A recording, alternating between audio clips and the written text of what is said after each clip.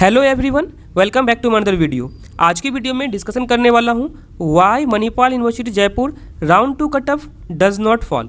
इसके पीछे का रियल रीज़न क्या है ना, उसे मैं एक्सप्लेन करने वाला हूँ। जैसे देखोगे ना, मणिपाल में हमेशा राउंड 1, ठीक है, राउंड 2 में बहुत कम का ही डिफरेंस होता है। इसके बाद देख लोगे यहाँ पे कांस्टेंट हो जाता है, ठीक है, जो 2 में गया था 3 में रहेगा, फर्दर भी होता है तो यहाँ पे सेम रहता है। इसके पीछे का रीज़न क्या है ये मैं यहाँ पे अच्छे से बताने वाला हूँ। और वीडियो को स्टार्ट करूँ उससे पहले बताना चाहता हूँ, जितना भी वीडियो बनाता हूँ ये मेरा पर्सनल ओपिनियन है, मे भी पर्सन टू पर्सन वेरी कर सकता है। ऐसा नहीं है जो मैं सोच रहा हूँ सेम तुम सोचो, बट जितना वीडियो बनाता हूँ ना मैं सारा का सारा प्रीवियस ईयर डेटा के बेसिस पे ही बनाता हूँ, ठीक है। प्रीवियस ईयर डेटा मेरे पास सारा का सारा PDF पड़ा हुआ है। ईयर 2020 से देख लोगे, आज 2025 हो गया। लॉन्ग टाइम से बच्चे को गाइड कर रहा हूँ, मुझे पता है कहाँ पे क्या प्रॉब्लम हो सकता है, कितना जंप जा सकता है। बट देखो, जंप कट ऑफ का जंप है ना, कोई एग्जैक्टली प्रिडिक्ट नहीं कर सकता है, बट तुम इतना कर सकते हो ना, लाइक और किसी काउंसलिंग को देख लो, कॉमेटके का काउंसलिंग को देख लो, ठीक है, VIT का काउंसलिंग को देख लो, या फिर और ETC काउंसलिंग को तुम देख लो। यहाँ पे काउंसलिंग फी रिफंडेबल नहीं होता है, बट यहाँ पे तुम 10,000 काउंसलिंग फी पे करोगे, ये भी रिफंडेबल है। तो मेरे अकॉर्डिंग जिस बच्चे का कोई भी रैंक आया है ना, तुम काउंसलिंग में एटलीस्ट पार्टिसिपेट कर लो। इससे क्या होगा, बाय द वे तुम्हारे रैंक पे अगर मिल जाता जो ब्रांच चाहिए तो वेल एंड गुड, अगर नहीं मिलता तुम आराम से यहाँ से ऑप्ट आउट करके तुम्हारा फी को रिफंड ले सकते हो, ठीक है। और याद रखना, कोई प्रिडिक्ट नहीं कर सकता है। मैं भी अगर बता दूँ ना, लाइक क्या हाँ ये प्रिडिक्शंस है, सिर्फ प्रिडिक्शंस ही होता है, ठीक है। इस बात को हमेशा याद रखना, कोई बताता है ना कट ऑफ के ऊपर, उस पर 100% ट्रस्ट नहीं करना, बस एक आइडिया ले लेना, ओवरव्यू। देखो लास्ट ईयर 1 के गया है, इससे पहले गया था 1.2 के, इससे पहले 900 गया था, तो तुम रेंज लगा लो 1K से लेकर के अप्रॉक्स 1.5K तक मैक्सिमम का रेंज हो सकता है, इससे ज़्यादा नहीं जाएगा। जो रीजन बताता हूँ, सबसे पहला रीजन यहाँ पे क्या है जो कट ऑफ डाउन नहीं होगा, सबसे पहला रीजन इसका है direct admission. Manipal university Jaipur में देखोगे 50% एडमिशन देखोगे, ठीक है, 50% एडमिशन यहाँ पे डायरेक्ट होता है, मतलब ज़्यादा बोल सकते हो 50 से, ठीक है। अप्रॉक्स 30 या फिर 40% बोलोगे तो MET के स्कोर पे होता है। तो देखो यहाँ पे कौन बच्चे एडमिशन लेंगे, ठीक है। यहाँ पे रीजन यही होता है ना, तुम्हारा कट ऑफ क्यों नहीं हाई जाएगा। जिस बच्चे का तुम्हारा बोर्ड में अच्छा है, ठीक है, बोर्ड में 70% जिसका होता है उसका एडमिशन यहाँ पे हो जाता है। इसी कारण से मैक्सिमम सीट देखोगे तो डायरेक्ट एडमिशन से फिल्ड हो जाता है। इसी कारण से काउंसलिंग में जो एक बार फर्स्ट राउंड में चला गया, मे भी वो कांस्टेंट भी आगे रह सकता है, डिपेंड करता है डायरेक्ट एडमिशन कितना हुआ है। इसी कारण से किसी बच्चे को अगर CSC मिल गया डायरेक्ट एडमिशन और तुम चाहते हो मणिपाल जयपुर ही, तो काउंसलिंग में पार्टिसिपेट मत करना, अपने सीट को कंफर्म कर लो। एक रीज़न ये हो गया, ठीक है। अब दूसरा रीज़न क्या है ये देखो, दूसरा रीज़न यहाँ पे है वेट, दूसरा रीज़न तो ये तो समझ में आ गया तुम्हें, many student take direct admission, less seat are left for the counselling, इसलिए काउंसलिंग में ज़्यादा सीट यहाँ पे अवेलेबल नहीं होता है। इसी कारण से जो राउंड 1 का जाता है इसके बाद वो कांस्टेंट रह जाता है, ठीक है। उसके दूसरा पॉइंट क्या है ना, बहुत कम सीट यहाँ पे रहता है। देखो जिसका भी 30K, ठीक है, 25K, लगभग 28K, ये वाले बच्चे यहाँ पे आते हैं। इसके पास देखोगे ना, अगर मणिपाल में इस तरह का रैंक आ रहा है, इसका मतलब इसके पास और भी कोई अच्छा ऑप्शंस नहीं होगा। इसी कारण से वो मणिपाल में अगर सीट ले लेते हैं तो इसका ये ड्रीम कॉलेज मणिपाल जयपुर ही बन जाता है। इसे पता है ऑलरेडी क्या मुझे यहाँ मेन कैंपस में लोअर ब्रांच मिलने वाला है, मणिपाल जयपुर में मुझे CSC मिल रहा है, तो ऑफकोर्स वो मणिपाल जयपुर की तरफ आना पसंद करेंगे, ठीक है। इसी कारण से मणिपाल मेन कैंपस में देखोगे वहाँ पे क्या होता है, बहुत ऐसे ऐसे बच्चे, इसका 5K के अंदर रैंक है, अगर 5K के अंदर मणिपाल में रैंक लाने, क्योंकि यहाँ पे क्या बोर्ड का भी क्राइटेरिया है, इसके कारण से बहुत सारे बच्चे मैं जानता हूँ 180 मार्क्स लाने के बाद भी उसका देखोगे अप्रॉक्स 3000 कुछ रैंक बना है, क्योंकि बोर्ड में थोड़ा खराब था। इसी कारण से ये सब जो बच्चे होंगे ना 5K 6K वाले, ये सब बच्चे मणिपाल से निकलेंगे, तो अपॉर्चुनिटीज उस बच्चे को मिलेगा जिसका 6000 8000 रैंक है। हाई रैंक वाले बच्चे को कोई अपॉर्चुनिटीज नहीं मिलने वाला है, उसके लिए मणिपाल ही एक ऑप्शन बच जाता है। जिसका भी देखोगे 15K के ऊपर रैंक है और मणिपाल चाहिए, तो उसके लिए मणिपाल जयपुर ही एक लास्ट ऑप्शन बच जाता है। इसी कारण से वो अपने सीट को बिल्कुल यहाँ पे नहीं छोड़ने वाले हैं। देखो ये मेरा पर्सनल ओपिनियन है, ओपिनियन नहीं तुम इसे मान सकते हो, रियलिटी बता रहा हूँ मैं। उसके बाद थर्ड पॉइंट क्या, hardly anyone shift to the campus, ठीक है। याद रखना, जिस बच्चे का 28,000 रैंक है, 30,000 रैंक है, 31,000 रैंक है, वो सब बच्चे हार्डली ही मणिपाल मेन कैंपस में या फिर बैंगलोर कैंपस में शिफ्ट होंगे। उसका बोल सकते हो 100% पॉसिबिलिटी है जयपुर कैंपस में ही रहने का। उसके बाद फोर्थ पॉइंट क्या है ना, ये पॉइंट मैं एडिशनली अभी डाला हूँ, इसके पीछे का रीज़न क्या है, कुछ बच्चे अभी मेरे काउंसलिंग में जुड़ रहे हैं, मैं देख रहा हूँ काउंसलिंग को क्या किए ना, मिस्टेक से डाल दिए, सिविल मैकेनिकल सब डाल दिए, क्योंकि उसे काउंसलिंग में चॉइस फिलिंग कैसे करना होता है ये नहीं पता था। इसी कारण से देखोगे सिविल मैकेनिकल का मिस्टेक से फिल कर देते हैं, एट देन उसे लेना नहीं है। बट देख लो कि CSRT जितने भी ब्रांच है यहाँ पे, इसके लिए सीट वैकेंट होने का चांसेस कम हो जाता है। उसके बाद थर्ड पॉइंट क्या है ना, जैसा मुझे लग रहा है यहाँ पे बहुत सारा मिथ भी बना हुआ है कि मणिपाल जयपुर सिर्फ रिच किड के लिए है। हाँ मैं मानता हूँ बहुत ऐसे बच्चे हैं जिसके पास पैसा बहुत है, वो डायरेक्ट एडमिशन ले लेते हैं, सीट को बिल्कुल नहीं छोड़ते हैं, ये भी एक रीजन है जिसके कारण से सीट यहाँ पे अवेलेबल नहीं होता है काउंसलिंग के थ्रू।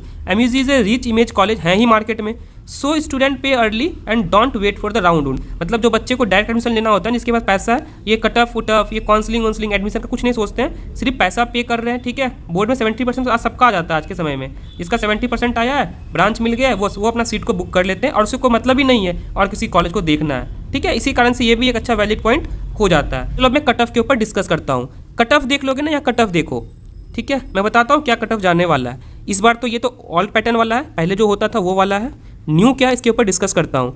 देख लो CSE का देख लोगे 18,000 था तुम्हारा फर्स्ट राउंड का, सेकंड राउंड का 19,000 है। यहाँ पे डिफरेंस देख लो कितना का डिफरेंस है, और क्या करना, सेम डिफरेंस को यहाँ पे ऐड करके एज्यूम कर लेना है। इसके बाद AIML का देख लो कितने का जंप हुआ था। इस बार तो AI है नहीं, सारे CS के अंदर ही आ गया है। डेटा साइंस का देख लो यहाँ पे कितना का जंप हुआ है। ठीक है, साइबर सिक्योरिटी का जंप देख लो, इंटरनेट ऑफ थिंग और इंटेलिजेंस सिस्टम का भी जंप देख लो कितना का जंप हुआ है। कंप्यूटर एंड कम्युनिकेशन का भी जंप देख लो, इन्फॉर्मेशन टेक्नोलॉजी का भी जंप देख लो, फिर बायो साइंस का भी जंप देख लो कितना से कितना हुआ। देख रहे हो कांस्टेंट है यहाँ पे 47242, यहाँ 47242 कांस्टेंट हो जाता है यहाँ पे। इस बात को याद रखना। ठीक है, यहाँ भी तुम देख लो।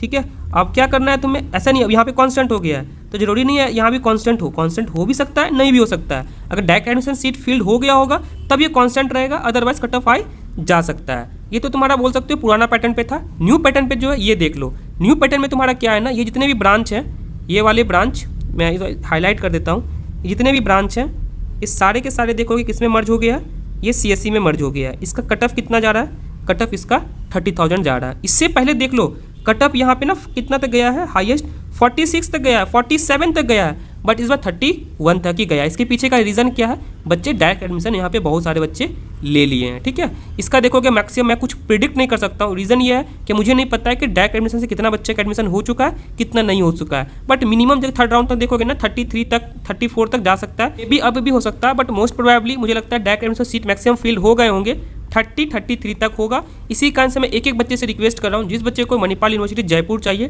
डायरेक्ट एडमिशन नहीं लिए हो, तुम सेकंड राउंड में पार्टिसिपेट कर देना, इसे फिल कर देना। सेकंड राउंड के बाद मुझे नहीं लगता मणिपाल जयपुर में भी कोई ब्रांच यहाँ पे मिल पाएगा। ठीक है, फिर बायो साइंस का देख लो तुम्हारा यहाँ पे इतना गया, देखता हूँ नेक्स्ट राउंड में कितना जाता है। इसके बाद तुम्हारा क्या है, यहाँ पे और सब ब्रांच का शो हो रहा, कुछ नहीं करना है। ये दोनों का डिफरेंस देख लो कितना डिफरेंस है, इसमें ऐड करके यहाँ पे सेम चीज़ को लिख लो। फिर ये दोनों का डिफरेंस देख लो, ठीक है, कितना डिफरेंस है, यहाँ पे ऐड करके यहाँ पे लिख लो। फिर ट्रिपल ई का भी देख लोगे, ये दोनों का डिफरेंस लिख दो। ये बार तो जिसका भी जो भी अप्लाई किया था उसको मिल गया था, कोई दिक्कत नहीं था।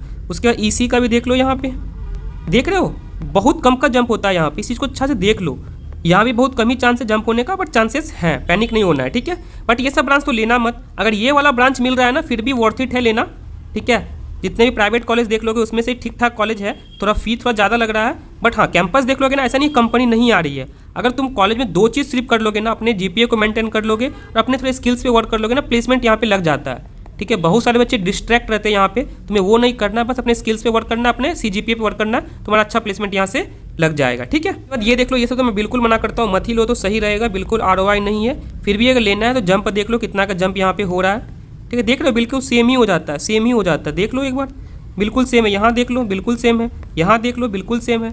तो मैं क्या प्रिडिक्ट करूँ, मुझे खुद समझ में नहीं आ रहा है। तुम खुद एक बार देख लेना, तुम्हारा जो सही लगता है वही तुम मान सकते हो। मे बी अगर सीट वैकेंट होगा तो आगे जा सकता है, अगर सीट फील्ड हो गया होगा तो आगे बिल्कुल नहीं जाने वाला। यहाँ भी देख लो बिल्कुल सेम है। शायद यहाँ पे समझ में आ गया होगा मणिपाल जयपुर के ऊपर। देखो इसके ऊपर वीडियो बनाना थोड़ा डिफिकल्ट मेरे लिए भी है, शायद यहाँ पे कट ऑफ के ऊपर समझ में आ गया होगा। उसके बाद वो बच्चे जो मेरे पर्सनल काउंसलिंग गाइडेंस पाना चाहते हो, डिस्क्रिप्शन में फॉर्म होगा, फॉर्म को फिल करो। जैसे ही फॉर्म फिल करोगे विदिन 45 मिनट तुम्हारे पास कॉल आ जाएगा और सबको 1-to-1 डिस्कस कर लिया जाएगा। मेरे साइड से रिक्वेस्ट है, नंबर जो देना ना अपना व्हाट्सअप नंबर को देना, जो मैं अच्छे से डिस्कस कर सकूँ। देखो मैं काउंसलिंग किस बेसिस पे करता हूँ, सबसे पहले तुम्हारा इंटरेस्ट को देखने वाला हूँ, strategic branch selection, expert choice filling जो मैं खुद करके देने वाला हूँ, सिक्योरिंग जब तक तुम्हारा सीट सिक्योर नहीं होता तब तक मैं तुम्हारे साथ हूँ।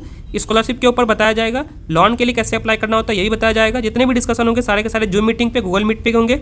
अगर नीड हुआ तो otherwise phone call facility available होगा। जिसे भी इनरोल होना होगा, डिस्क्रिप्शन पर्सनल काउंसलिंग गाइडेंस नाम से फॉर्म होगा, फॉर्म को फिल कर दो। यहाँ पे सब कुछ समझ में आ गया होगा। फिर भी कोई डाउट है तो मेरे से कमेंट सेक्शन में पूछना, मैं ट्राई करूंगा रिप्लाई कर देने का। बाय द वे कमेंट का रिप्लाई नहीं कर पाता हूँ, सारा कमेंट को देख के स्पेसिफिक वीडियो बना के सारा कमेंट को एड्रेस कर दूंगा। और साथ ही साथ अगर मैं कमेंट का रिप्लाई नहीं कर पाता हूँ, किसी बच्चे को पता होगा तो वो भी रिप्लाई कर देंगे। ठीक है, जो भी डाउट हो कमेंट सेक्शन में पूछ लो।